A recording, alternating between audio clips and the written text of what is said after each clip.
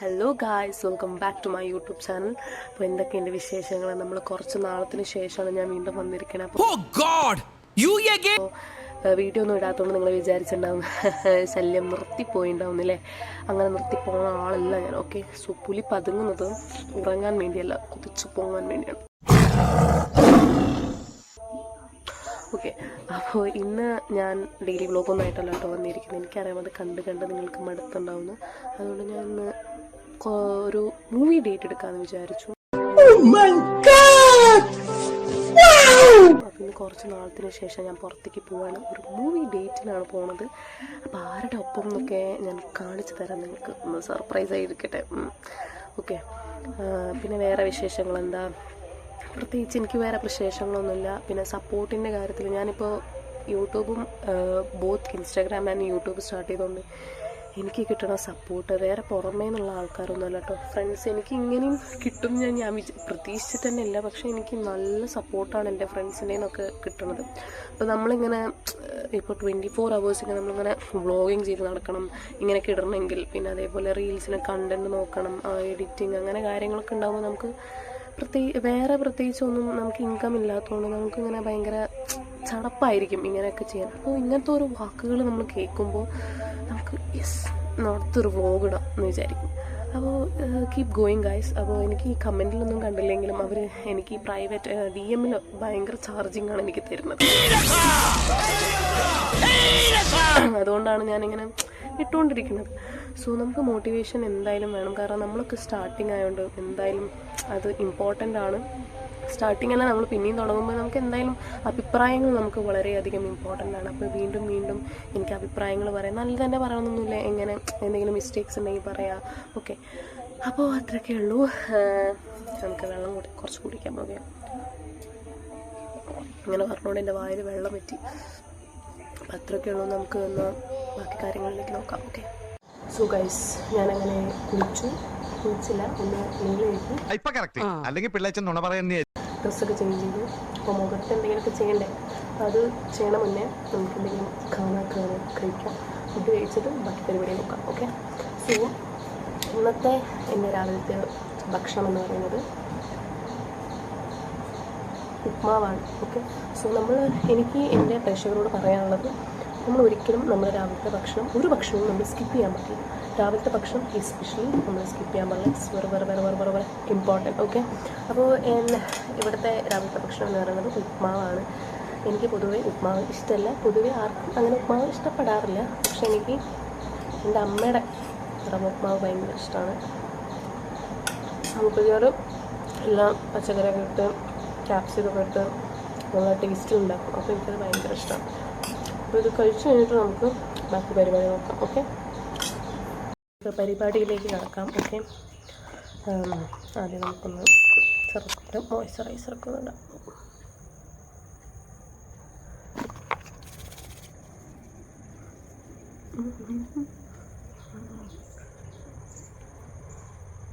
ഇങ്ങനെ ആക്കണമല്ലോ, അതാണല്ലോ അതിൻ്റെ ഒരു ഇത്.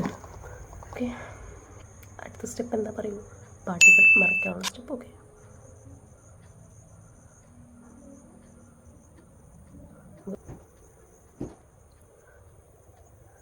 ഇതൊന്ന് ചെയ്തിട്ട് വരാം. ഓക്കെ,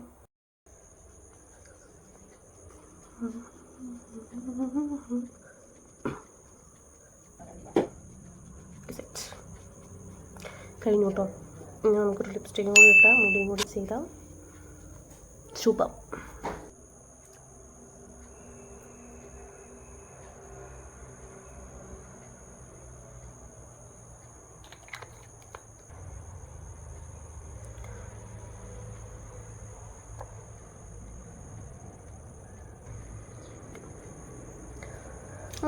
ഇനിയിപ്പോൾ നമ്മുടെ ലിപ്സ്റ്റിക്ക് തേക്കാം. ലിപ്സ്റ്റിക്ക് തേച്ചാൽ പിന്നെ പരിപാടി കഴിഞ്ഞു. ഓക്കെ, നല്ലൊരു ലിപ്സ്റ്റിക് ഷെയ്ഡ് ഉണ്ടെങ്കിൽ എനിക്ക് തോന്നുന്നു പകുതി മേക്കപ്പ് തീർന്നു. കാരണം ഈ നല്ലൊരു ലിപ്സ്റ്റിക് ഷെയ്ഡ് കിട്ടാനാണ് എല്ലാവർക്കും ഭയങ്കര ബുദ്ധിമുട്ട്.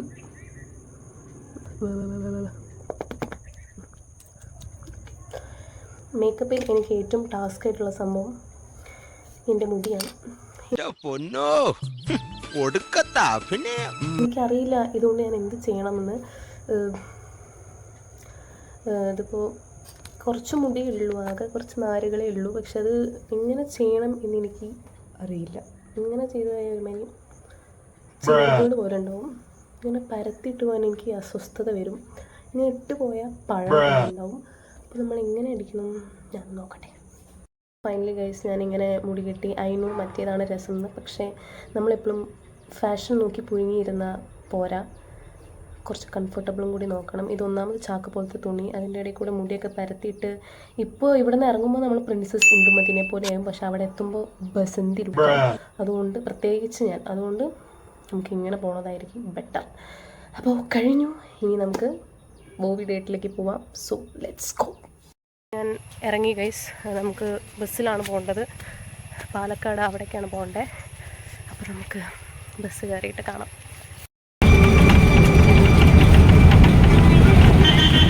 A few moments later.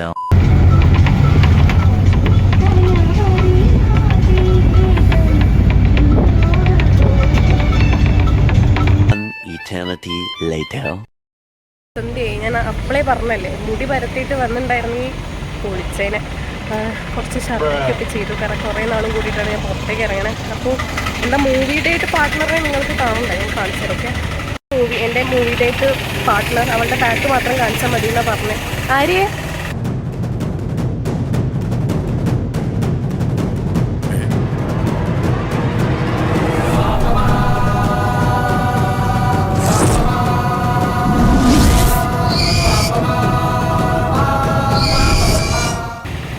അപ്പം ഞങ്ങൾ തിയേറ്ററിൽ നടന്നുകൊണ്ടിരിക്കുകയാണ്.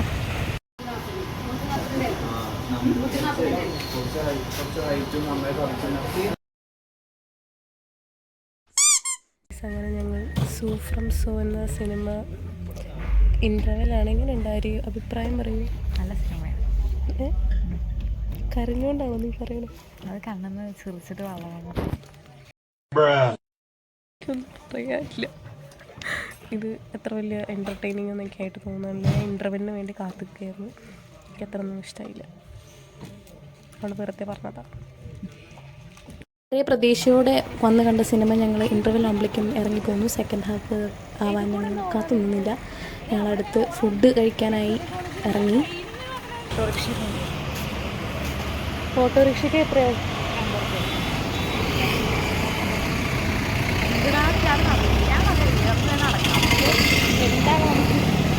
കടക്കറി കഴിക്കാം.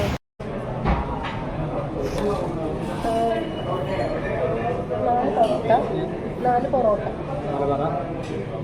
ഒരു കേരള ചിക്കൻ.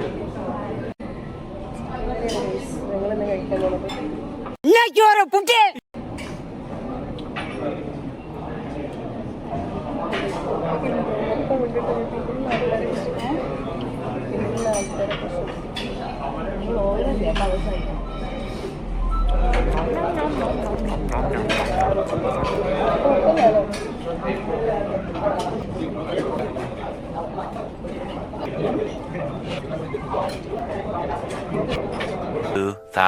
years later. അങ്ങനെ ഗൈസ് ഞാൻ വീട്ടിലെത്തിയിരിക്കുകയാണ്. രാവിലെ 9:30 ഇറങ്ങി. ഞാൻ ഇപ്പോഴാണ് എത്തുന്നത്. ഒരു 4:30 ഉണ്ടാവും സമയം. അപ്പോൾ ഇന്നത്തെ ദിവസം എന്ന് പറഞ്ഞാൽ ഹാഫ് മൂഞ്ചി ദിവസമായിരുന്നു. പക്ഷെ ഹാഫ് നല്ല ദിവസമായിരുന്നു. മൂഞ്ചിയതുകൊണ്ട് കുറച്ച് നല്ല കാര്യങ്ങൾ അങ്ങനെയെന്ന് പറയാം. കാരണം ഞങ്ങൾ പ്രതീക്ഷ ഒന്നുമല്ല അവിടെ നടന്നത്. മൂവി ഡേറ്റ് എന്ന് പറഞ്ഞ വലിയ കാര്യത്തിൽ പോയിട്ട് അവിടെ ഞങ്ങൾ സൂ ഫ്രം സോ എന്ന് പറഞ്ഞ മൂവിയാണ് കാണാൻ പോയത്. പക്ഷെ അതൊരു കന്നഡ മൂവിയാണെന്ന് ഞാൻ അവിടെ എത്തിയിട്ടാണ് ഞാൻ അറിഞ്ഞത്. അവൾക്കറിയായിരുന്നു. കോമഡി പടം എന്ന് പറഞ്ഞിട്ട് ഞങ്ങൾ കയറി.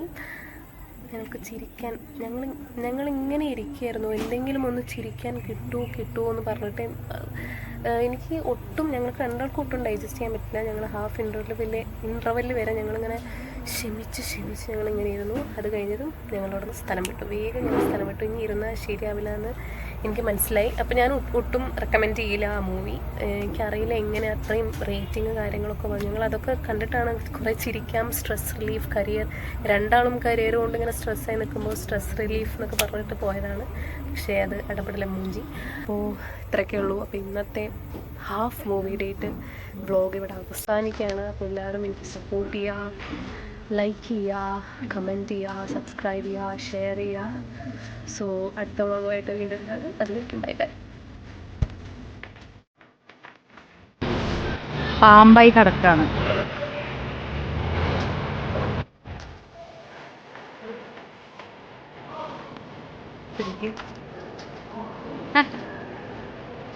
അങ്ങനെ കഴിച്ച് ഇന്നത്തെ 3 ദിവസം കഴിഞ്ഞു.